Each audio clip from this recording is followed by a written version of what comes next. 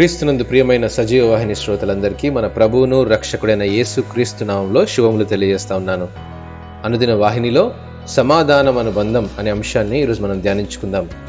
మన ప్రియుల మధ్య లేదా మన స్నేహితుల మధ్య అనుకోని సందర్భాల్లో మనస్పర్ధలు వచ్చినప్పుడు లేదా విభేదించినప్పుడు మన హృదయంలో నిరాశ మొదలవుతుంది.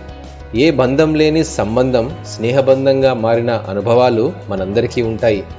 ఒకసారి ఆ బంధం ఏర్పడ్డాక తమ సంతోషాలే మన సంతోషాలుగా అనుకునే బంధంలో భావాల మధ్య విభేదాలు మొదలవుతే అది మనల్ని కృంగదీస్తుంది.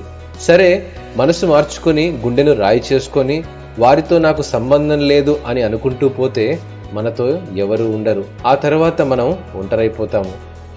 ఎదుటి వ్యక్తి మనల్ని అర్థం చేసుకోలేదు, మన మనోభావాలను గౌరవించలేదు, వారితో మాట్లాడి ఇంకా ప్రయోజనం ఉండదు అని అనుకుంటే పొరపాటే. మరి ముఖ్యంగా ఎవరితోనైతే అనుదినం మనం కలిసి జీవిస్తామో వారితో ఉన్న సంబంధం మధ్య సమాధానం పొందుకోవడం అతి ప్రాముఖ్యం. నేనంటాను, గొడవ పడకుండా ఉండే బంధం కన్నా ఎంత గొడవపడినా తెగిపోని బంధం దొరకడం దేవుడిచ్చే వరం. ఈ బంధం సమాధానమును గూర్చిన మన ఆలోచనల్లో ఉంటుంది, క్షమాపణ కలిగిన మన గుణంలో ఉంటుంది. విశ్వాసికి ఇది అత్యంత అవసరం. కొన్నిసార్లు బాధ లేదా మౌనం మన సంబంధంలోకి చొచ్చుకుని వచ్చినప్పుడు వాటిని బాగు చేసుకోవడం మన చేతుల్లో లేదనిపిస్తుంది.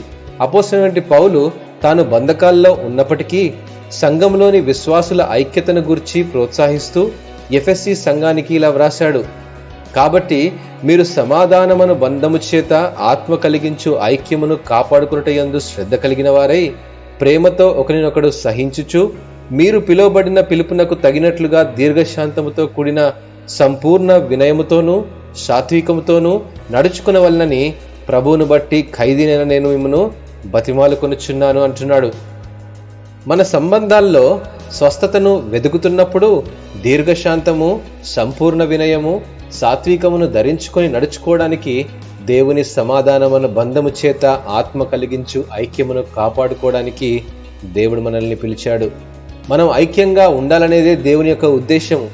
విశ్వాసుల మధ్య ఐక్యతనే సంబంధం బలపడినప్పుడే ఆ కుటుంబమైన సంఘంపై క్రీస్తు శిరస్సై ఉంటాడు. కాబట్టి ప్రియమైనటువంటి స్నేహితులారా, ఇట్టి సమాధానం కలిగినటువంటి బంధాన్ని కలిగడానికి ప్రయత్నం చేద్దామా? దేవుడు మిమ్మల్ని ఆశీర్వదించునుగాక. ఆమెన్.